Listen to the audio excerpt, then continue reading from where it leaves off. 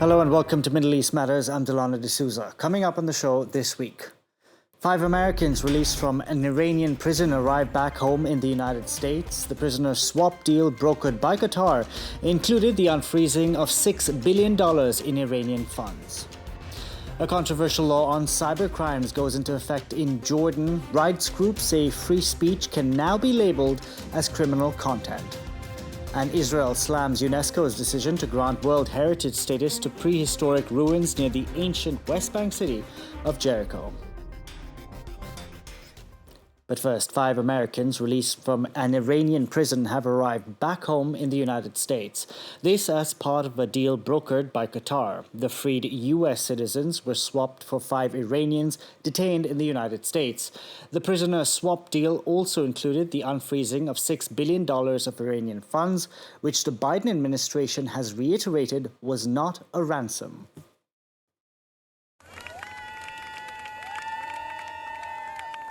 After years away from home, the 5 Iranian Americans set foot on US soil for the first time in years. Among them, Siamak Namazi, whose brother said he couldn't believe the nightmare was over.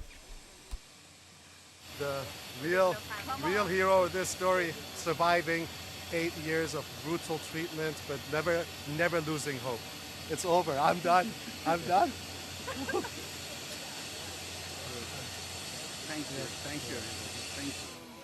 The 5 prisoners were held on charges of spying, accusations that they all deny. At the same time, 2 Iranians freed by the United States received a welcome back in Tehran. Begging diplomacy in front of America has never worked. Instead, this dignified method of a prisoner swap has made Iran proud. 3 others chose not to return to their country.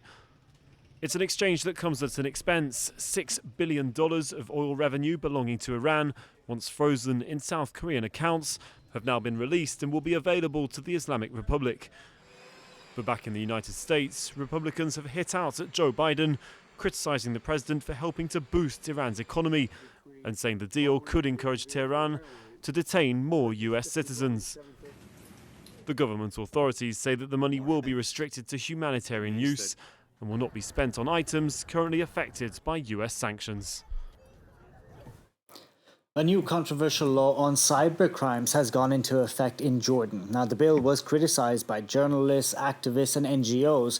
Critics say it was tailored to give authorities the power to quell dissent, to try and understand how this could affect freedom of expression in Jordan. I'm joined by Tamin Al-Kitan. Tamin, great to see you. What does this law contain exactly? Like any other cybercrime bill, it punishes practices including fraud, phishing, online theft, blackmailing, and revenge porn, but it also contains a list of charges that were described as vague and broadly defined by many NGOs and legal experts. Among these terms, we can see targeting social peace, provoking strife, contempt for religions, character assassination, promoting, instigating, aiding, or inciting immorality, and fake news. The law also gives prosecutors the right to indict people on most of these charges without an official complaint being filed if what is said online targets state institutions. Most of these charges are punishable by a minimum of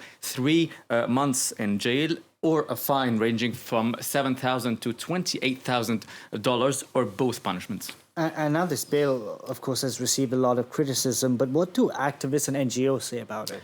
Jordan has become the kingdom of silence, as one journalist put it. The new law was described as a blow to freedoms and accountability by many international organizations, including the United Nations Human Rights Office, Human Rights Watch, and Reporters Without Borders. Another concern for legal experts is a wider use of pre-trial detention, which has often been practiced by Jordanian authorities against journalists and activists. On the Arabic channel of France 24, I recently hosted Jordanian journalist Yahya Shqir and legal expert Hadil Abdelaziz. Let's see what they had to say about this law. This law will be an obstacle to public and political dialogue and holding the government accountable. It will create a chilling effect, a fear felt by anyone who dares to discuss public issues, even those who are very respectful of the law. I've been a journalist for more than 40 years, and I'm afraid to report even on facts. The definition of offences is unclear. We can tell with no doubt that there will be double standards in the application of the law. An act will be punishable if done by one person, while nothing will happen to others doing the exact same thing.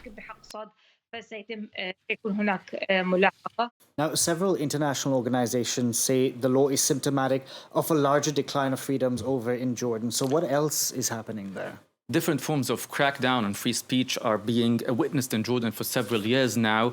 For example, activists are detained, websites blocked, and prosecutors frequently issue gag orders to ban any coverage of issues of public interest. Since 2020, Freedom House has labeled the kingdom as not free, and on the World Press Freedom Index by Reporters Without Borders, Jordan dropped this year by 26 places. It now ranks 146th of 180 countries. So how can we explain these changes in Jordan? Some observers say it all started with the political conflict in 2021 involving King Abdullah's brother Hamza, who was accused of plotting to destabilize the country, hoping to take over the throne.